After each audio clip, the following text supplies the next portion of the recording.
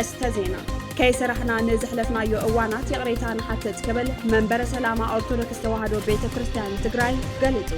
ኣብ ትግራይ ብሰንኪ ዝተፈጸመ ሰብ ስራሕ ጥንተታዊ ኩናት ኣብ ልዕሊ ህዝቢ ትግራይ ኩለ መድያዊ ጸገማት ኣስዒቡ እዩ ክብሉ ፕሬዝደንት ጊዜያዊ ምምሕዳር ትግራይ ጀነራል ታደሰ ወረደ ገሊጾም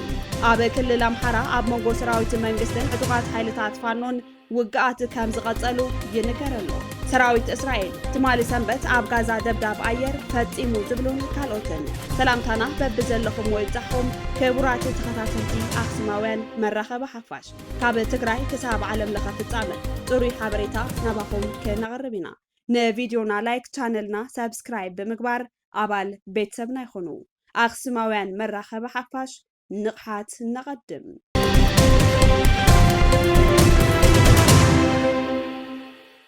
كيسرحنا نزحلفنا يو أوانات يغريتان حتى تكبل منبر سلامة أرثوذكس توحدو بيت كريستيان تግራይ ገሊጹ ነዚ ዝተገልጸ ቅዱስ ሲኖዶስ መንበረ ሰላማ ኦርቶዶክስ ተዋህዶ ቤተ ክርስቲያን ትግራይ ናይ 2018 ዓመተ ምህረት ዓለም ለኸ መንፈሳዊ ጉባኤኡ ንተኸታተልቲ 3 መዓልታት ኣብ ርእሰ ኣድባራት ወገዳማት ኣክሱም ጽዮን ኣብ ዘካየደሉ እዋን እንትኸውን በዓል 7 ነጥቢ መግለጽ ቅዋም ብምውጻእ ድማ ዛዚሙሎ ኩሎም ኣካላት ፖለቲካዊ ኣፈላላዮም ካብ ሓይላዊ ንሕንሕ ወጽኦም በሰላማዊ መንገዲ ብዘተን ምይይጥን ክፈትሑ ከም ዝግባእ መንበረ ሰላማ ኦርቶዶክስ ተዋህዶ ቤተ ክርስቲያን ትግራይ ጻውዒት ኣቕሪቡሎ ቅዱስ ሲኖዶስ ኦርቶዶክስ ተዋህዶ ቤተ ክርስቲያን ትግራይ ኣብ ህልው ኩነታት ተመዛባላይ ነባራይ ዞባ ምዕራብ ትግራይ ሕሞራ ሃገረ ስብከት ኣብ ህልው ኩነታት ግዛታዊ ወሰን ትግራይን ኣመልኪቱ ኣብ ዘውፅኦ መግለጽ ቅዋም ኣብ ውሽጢ ዓድን ወጻኢ ጎረባብቲ ዓድታት ንተበታቲኑ በብማእከላት መዕቆቢ ወዲቑ ጦሚኡ እናሞተ ብኣራዊት በረኻ እናተበልዐ ሰኣን ግቡእ ሕክምናን መድሓኒትን እናሞተ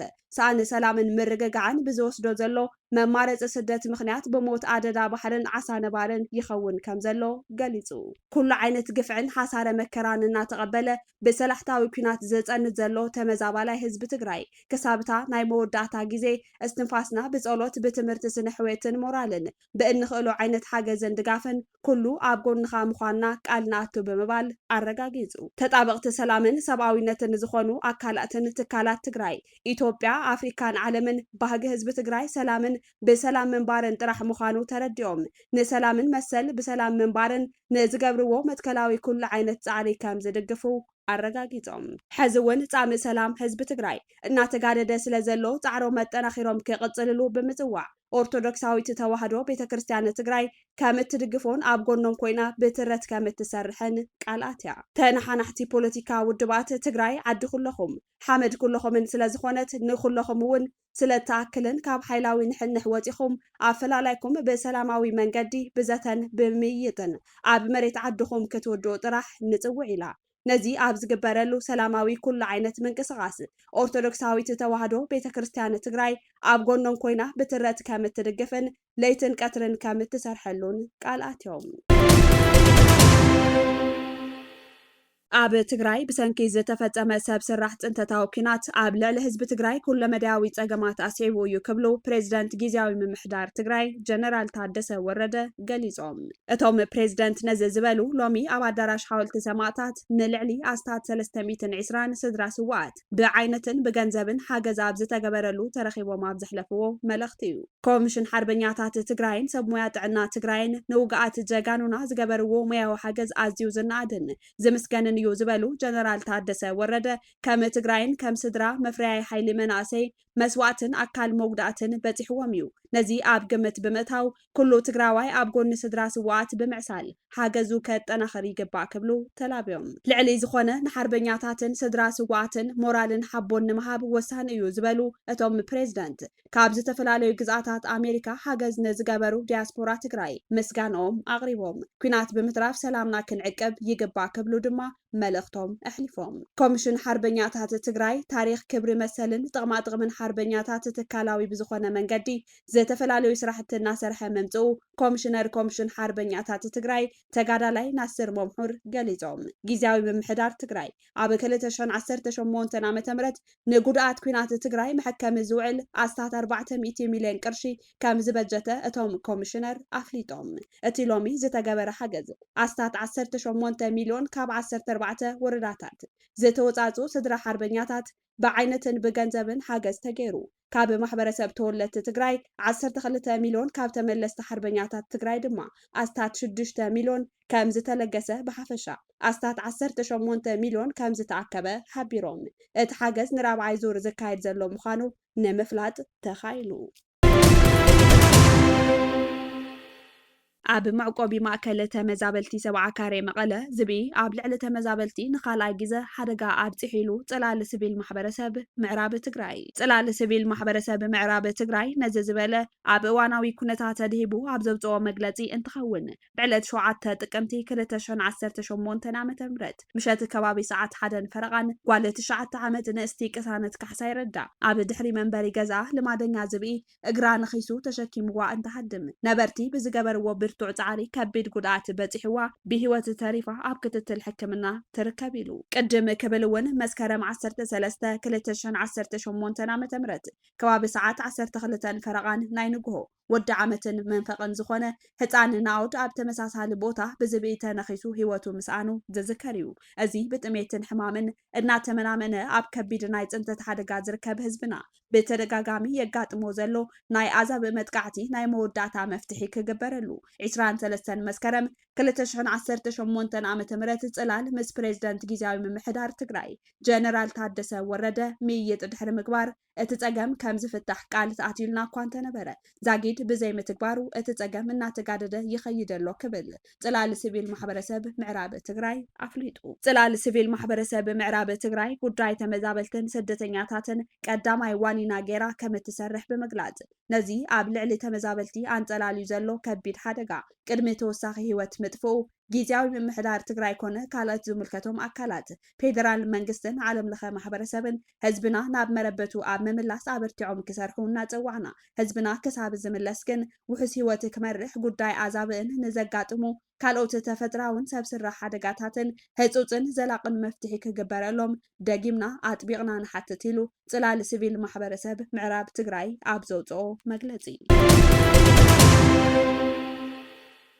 ኣብ ክልል ኣምሓራ ኣብ መንጎ ሰራዊት መንግስትን ዕጡቃት ሓይልታት ፋኖን ውግኣት ከም ዝቐጸሉ ይንገረሎ ኣብ ዝተፈላለዩ ቦታታት ክልል ኣምሓራ ኣብ መንጎ ሰራዊት መንግስትን ዕጡቃት ሓይልታት ፋኖን ውግኣት ይካየድ ከም ዘሎ ካብ ነበርትን ዝተፈላለያ ማዕከናት ዜናን ይስማዕ ኣሎ ብወገን መንግስቲ ግን ነቲ ኩነታት ብግቡእ ዘንጸባርቕ መግለጺ ኣይተዋሃበን ኣብ ዝሓለፈ ሰሙን ኣብ መንጎ ሰራዊት መንግስትን ዕጡቃት ፋኖን ኣብ ዝተፈላለየ ከባብታት እቲ ክልል ውግኣት ከም ዝቐጸለን ሓይልታት ፋኖ ንተወሰኽቲ ቦታታት ከም ዝተቆጻጸሩን ክቃላሕ ሕቀኒ ኢሎ እንተኾነ ሚኒስትር ዲኤታ ኣገልግሎት ጉዳያት ኮሙኒኬሽን ከበደ ደሲሳ ንማዕከን ዜና ጀርመን ዶቼ ቬለ ኣብ ዝሃቦ ቃል እቲ ሓይሊ ካብ ምትኽታኽ ሓሊፉ ካልእ ክገብር ዓቕሚ የብሉን ብምባል እዩ ነቲ ሓበሬታ ዝነጽግ ከበደ ደሲሳ ኣኽራሪ ብምባል ዝገለጾ ዕጡቕ ሓይሊ ፋኖ ኣብ ዝተፈላለየ ቦታታት ናይ ምውጋዕ ዓቕሚ ከም ዘይብሉን ሓሊፍካ ካብ ምትንኳይ ዝገብሮ ነገር ከም ዘየለን እዩ ዝገልጽ ሰራዊት ምክልኻል ኢትዮጵያ ብሰንበት 19 ጥቅምቲ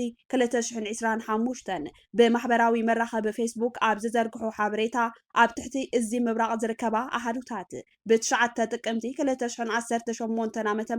ኣብ ዘካየደኦ ስርሒት ንብዙሓት ከም ዝተደምሰሳን ከም ዝቆሰላን ኣፍሊጡሎ ኣብቲ ስርሒት ዝተካየደሉ ዞባ ምዕራብ ጎጃም ወረዳ ወንበርማ ከባቢ ቁጪ ኣብ ዝተካየደ ስርሒት ጸረ ደባይ 8 ኣኽረርቲ ኣባላት ክሞቱን ከለው 13 ድማ ቆሲሎም ኢሉ ብተመሳሳሊ ኣብ ዞባ ኣዊ ወረዳ ባንጃ ከባቢ ኣሰም ኣብ ዝተካየደ ስትራቴጂያዊ ስርሒት 23 ኣኽረርቲ ኣባላት ካብ ጥቕሚ ወጻኢ ክኾኑ ከለው 19 ድማ ከም ዝቆሰሉ ሓቢሩ ኣብ ተመሳሳሊ ዕለት እውን ኣብ ዞባ ሰሜን ጎጃም ኣብ ዙርያ ባህር ዳር ኣብ ዝነበረ ውግእ 18 ተደምሲሶም 8 ቆሲሎም ይብል ኣብ ጸብጻቡ ሰራዊት ምክልኻል ነዞም ዓወታት ከም ዝረኸበ እንተገለጸ እኳ ሓይሉታት ፋኖ ብወገኖም ኣብ ዝተፈላለዩ ግንባራት ዓወታት ይቐንዖም ምህላው እዮም ዝሕብሩ ማሪኽናዮም ንዝበልዎም በዝሒ ዘለዎም ኣባላት ሰራዊት መንግስቲ እውን ኣብ ማሕበራዊ መራኸብታት ከዘርግሑ ይረኣዩ ኣብ መወዳእታ መዓልታት ዝሓለፈ ሰሙን ሓይልታት ፋኖ ንደቡብ ጎንደርን ሰሜን ወሎን ዘራኸበ ከባብታት ጨጨሆ ዘቢጣ ገርገራን ኣፍላቂትን ከም ዝተቆጻጸሩ ነበርቲ እቲ ከባቢ ንማዕከን ዜና ዶቼ ቬለ ሓቢሮም ብዘይካዚ እቲ ማዕከን ዜና ንኣዛዚ ሰራዊት ዕጡቕ ሓይሊ ኣብቲ ከባቢ ጠቒሱ ከም ዝሓበሮ ኣብ ዞን ሰሜን ወሎ ጥራሕ 6 ወረዳታት ከም ዝተቀጻጸሩ ኣቃሊሑ ሰሜን ወሎ ክልል ኣምሓራ ጽዑቕ ውግኣት ዝካየደሉ ዘሎ ከባቢ ኮይኑ ኣብ ዝሓለፈ ወርሒ እውን ኣብ መሰልጠኒ ማእከል ሚሊሻ መጥቃዕቲ ከም ዝተፈጸመን ብውሕዱ 39 ሰባት ከም ዝሞቱን ተገሊጹ ምንባሩ ኣይርስዕን። ቢቢሲ ዘዘራረበ ላዕለዋይ በዓል ስልጣን ዞባ ሰሜን ወሎ እቲ መጥቃዕቲ ኣባላት ሚሊሻ ኣብ ዝሰልጠንሉ ማዓስከር ከም ዝተፈጸመ ኣረጋጊጹ እቲ ዕንወት ተፈጺሙ እዩ ዝበለ እቲ ላዕለዋይ በዓል ስልጣን መጠን እቲ ዕንወት በዝሒ ዝቆሰሉ ዝሞቱን ብኸመይ ከም ዝተፈጸመን ዝምልከት ሓበሬታ ክሳብ ሕዚ ይእከበሎ ኢሉ ወሲኹ ዝርዝር እቲ ጉድኣት ንምርግጋጽ ኣብቲ ቦታ ዝተመደበ ሰብ ከም ዝነበረ ሓቢሩ። ቢቢሲ ዘዘራረቦም ነበርቲ መዕቆቢ ጃራ እቲ መጥቃዕቲ ኣብቲ ዞባ ብዝንቀሳቐሱ ሓይልታት ፋኖ ከም ዝተፈጸመ ገሊጾም ሓደ መራሒ ሃገራዊ ሓይሊ ኣምሓራ ፋኖ ዕጡቓት እቲ ጉጅለ ጃራ ዝተባሃለ ወተሃደራዊ ማዕስከር ተዓሊም ከም ዘጥቅዑ ኣፍሊጡ ነይሩ። ብዝሓለፈ ቀዳም ኣብ ዞባ ሰሜን ወሎ ወረዳ ጉባላፍቶ ኣብ ርእሰ ከተማ ወልድያ 20 ኪሎ ሜትር ርሒቑ ካብ ዝርከብ ማእከል ጥዕና ብዝተፈጸመ መጥቃዕቲ ድሮን ሓንቲ ነፍሰ ጡር እትርከቦም 4 ሲቪላውያን ከም ዝመቱ ካብ መሰኻኽሪ ዓይንን ምንጭታት ሕክምናን ዝተረኸበ ሓበሬታ ምርኩስ ብምግባር ተቃሊሑ ምንባሩ ይዝከር። ብኻልእ ወገን ካብ ነሓሰ 2023 ኣትሒዙ ክልል ኣምሓራ ኣብ መንጎ ሰራዊት መንግስትን ሓይልታት ፋኖን ብዝካየድ ውግኣት ክሕመስ ከም ዝጸንሐ ዝጠቐሰ ማሕበር ቀይሕ መስቀል ዓለም ካብ መወዳእታ መስከረም እቲ ኩነታት ኣብ ምብራቃዊ ሸነኽ እቲ ክልል ከም ዝተጋደደ ኣፍሊጡ ነይሩ። እቲ ትካል ቁልጡፍ ግብረ መልሲ ንምሃብ ዘኽእሉ ዓቕሚ ከም ዘሰለፈ ብ10 ጥቅምቲ ኣብ ዝዘርግሑ ሓበሬታ ብምምልካት ከቢድ ሕክምናዊ ክንክን ዘድልዮም 16 ምሩኻት ወተሃደራት ካብ ሓይልታት ፋኖ ከም ዝተረከበ ኣፍሊጡ። ኣብ ማሕበር ቀይሕ መስቀል ጨንፈር ኢትዮጵያ ሓላፊ ፕሮግራም ምክልኻልን ማርቲን ታልማን ኣብ ዝሓለፈ መዓልታት ኣብ ሰሜን ወሎ ብዙሓት ሰባት ተቐቲሎም ወይ ቆሲሎም ብምባል ካብ ላሊበላ ኣቃሊሑ ነይሩ። ማርቲን እተን ኣብ መንጎ ላሊበላን ወልድያን ዝርከባ ቁሸታት ኣዝየን ከም ዝተሃስያ እውን ካብቲ ብዓይኑ ዝረኣዮ ከባብታት ኩልመስክን ሙጃን ጠቒሱ ሓቢሩ። ሰራሕተኛታት ማእከላት ጥዕና እቲ ከባቢ ብዘለዎም ውሱን ጸጋታት ውግኣት ወተሃደራትን ሲቪላትን ይከናኸኑለው ኢሉ ከም ግብረ መልሲ ድማ ማሕበር ቀይሕ መስቀል ኣብ ከተማታት ላሊበላን ከባቢያን ክልተ ጉጅለታት ብምውፋር ን250 ብከቢድ ዝቆሰሉ ሰባት ንምሕካም ዘኽእል ናውቲ መጥባሕቲ ሓዊሱ መድሓኒታት ቀረብን ናብ 6 ትካላት ጥዕና ከም ዘብጽሓ ኣፍሊጡ። ሰራዊት እስራኤል ትማሊ ሰንበት ኣብ ጋዛ ደብዳብ ኣየር ፈጺሙ ነቲ ተግባር ዝኾነነ ሓማስ ቅሉዕ ምጥሓስ እቲ ዝተበጽሐ ስምምዕ ምዃኑ ኣረዲኡ። እስራኤል ብወገና እቶም ግብረ ሽበራውያን ዝበለቶም ኣባላት ሓማስ ኣብ ራፋሕ ጸረ ታንኪ ሚሳይላት ብምትኳስ ክልተ ወተሃደራታ ምስ ተቐተሉ ነቲ ተግባር ከም ዝፈጸመቶ ብምሕባር ድሕሪዚ ደብዳብ ነቲ ስምምዕ ምቁራጽ ተኽሲ ዳግማይ ከጅምሮ ምዃና ኣፍሊጣ። ሓማስ ግን ብዛዕባ እቲ እስራኤል ተፈጺሙ ንዝበለቶ መጥቃዕቲ ጸረ ታንኪ ኣፍልጦ ከም ዘይብሉ ሓቢሩ። ትማሊ ኣጋምሸት እስራኤል ኣብ መላእ ጋዛ ኣብ ዝርከብ ዒላማታት ሓማስ ደብዳብ ድሕሪ ምፍጻማ 44 ሰባት ከም ዝተቐተሉ ጸብጻባት ሕክምና ይገልጹ። ሓማስ ነቲ ዝተበጽሐ ስምምዕ ምቁራጽ ተኽሲ ተማዕዚዙ የተግብሮ ከም ዘሎ ብምግላጽ ከምዚ እንተቐጺሉ ግን እቲ ስምምዕ ናብ ክፈርሰሉ ዝኽእል ደረጃ ክበጽሕ ከም ዝኽእል ኣጠንቂቑ። ሰራዊት ምክልኻል እስራኤል ነቲ ደብዳብ ድሕሪ ምፍጻም ካብ ሰዓት 9 ናይ ምሸት ጀሚሩ ነቲ ስምምዕ ምቁራጽ ተኽሲ ዳግማይ ይጅምሮ ከም ዘሎ ብምሕባር እቲ ስምምዕ ብሓማስ ምስ ተጠሓሰ ግን ግብረ መልሲ ክህበሉ ምዃኑ ኣተሓሳሲቡ። ትራምፕ ብሰንበት ናብ ዋሽንግተን ዲሲ ምስ ኣተወ ንጋዜጠኛታት ኣብ ዝሃቦ ሓበሬታ እቲ ስምምዕ ኣቦትኡ ከም ዘሎ ብምግላጽ እቲ ሓማስ ኣብ ልዕሊ እስራኤል ፈጺሞሞ ዝተባሃለ ደብዳብ ምናልባት ኣብ ውሽጢ ዝርከቡ ገለ ዕጡቓት ጉጅለታት ዝፈጸምዎ ክኸውን ከም ዝኽእል ገምቱ ሂቡ። ትራምፕ ብምስዓብ በዚ ኮይኑ በቲ እቲ ኩነታት ጽቡቕ ኣተሓሕዛ ክግበረሉ እዩ ተሪርን ግቡእን ኣተሓሕዛ ኢሉ እቲ ብመንጎኝነት ኣሜሪካ ዝተበጽሐ ስምምዕ ምቁራጽ ተኽሲ እስራኤልን ሓማስን ካብ 10 ጥቅምቲ 2025 ጀሚሩ እዩ ተግባራዊ ኮይኑ ነይሩ። ድሕሪ እቲ ስምምዕ እውን ቅጽበታዊ ምቁራጽ ስለ ዝተገበረ ሰራዊት እስራኤል ካብ ገለ ክፋላት ጋዛ አንጻሒቡ ሰብኣዊ ረድኤት እውን ናብ ጋዛ ክኣቱ ምጅማሩ ይፍለጥ። ሓማስ እውን ካብቶም ብህይወት ዝተረፉ ጅሆ ሒዝዎም ዝነበረ ንብምልኦም ነጻ ክፍንዎም እንከሎ ካብቶም ዝመቱ 28 ሬሳ ናይቶም 12 ንእስራኤል ኣረኪቡ። እስራኤል ብወገና 250 ፍልስጤማውያን እሱራት 1718 ኣብ ጋዛ ቀይዳቶም ዝነበረትን ሬሳ 15 ፍልስጤማውያንን ንሓማስ ኣረኪባ ትማሊ ሰንበት ግን እቲ ተስፋ ተነቢርዎ ዝጸንሐ ስምምዕ ምቁራጽ ተኽሲ ኣብ ሕቶ ምልክት ከኣቱ ዝደርኽ ክስተት እዩ ኣጋጢሙ ዶናልድ ትራምፕ ኣብ ዝሓለፈ ሰሙን ኣብ ግብጽ ተረኺቡ ንሓያሎ መራሕቲ ዓለም ኣብ ማእከላይ ምብራቕ ሰላም ከም ዝሰፈነ ድሕሪ ምሕባሩ ጋዛ እቲ ዝኸፍአ ዝበሃል ከቢድ ደብዳብ ተኻይድዋ ሰንበት ንግሆ ሰራዊት ምክልኻል እስራኤል ጸረ ታንኪ ሚሳኤልን ካልኦት ተተኮስትን ኣብ ልዕሊኡ ከም ዝተተኮሰ እዩ ዝገልጽ ነዚ ስዒቡ ኣብ ደቡባዊ ሸነኽ ጋዛ ኣብ ዝርከብ ከባብታት ራፋሕ ንዘለዉ ትሕተ ቅርጺ ክብረ ሽበራውያን ክዕንዎ ምዃኑ ድሕሪ መንፋቱ እዩ ነቲ ደብዳብ ፈጺምዎ ሓደ ክንፊ ሓማስ ዝኾነ ብርጌድ ኣልቃስም ኣብ ዘውፅኦ መግለፂ ግን ብዛዕባ እቲ ኣብ ከባቢ ራፋሕ ኣብ ልዕሊ እስራኤል ተፈጺሙ ዝተባሃለ መጥቃዕቲ ዝኾነ ኣፍልጦ ከም ዘይብሉ ሓቢሩ ኣሎ ምስቶም ኣብቲ ከባቢ ዝነበሩ ጉጅለታት ካብ መጋቢት ናይ ዝዓመት ዝነበረና ርክባት ተቋሪጹ እዩ ድሕሪ ምባል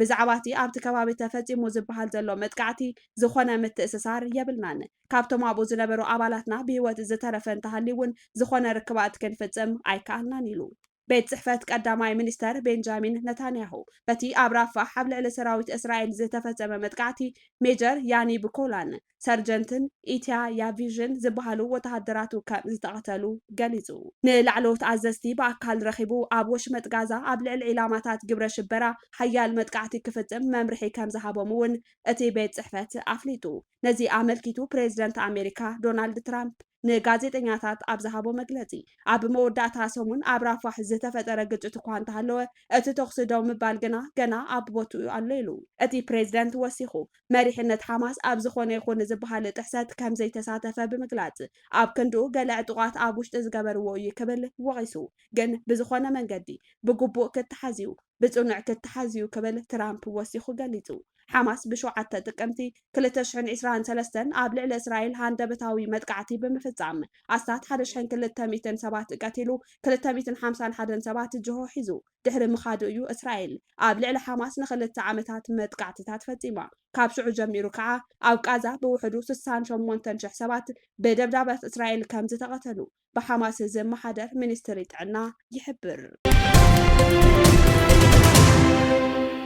ክቡራት ተኸታተልቲ ኣኽሱማውያን መራኸቢ ሓፋሽ ናይ ሎም ዕለት 10 ጥቅምቲ 2018 ዓ.ም ምድላዋት ዜና ኣክሱማውያን እዞም ክትከታተልዎም ዝጸናሕኩም ይመስሉ ነይሮም ምስ ዝተረፉ መደባት ኣክሱማውያን ቴሌቪዥን ሰናይ ጻንሒት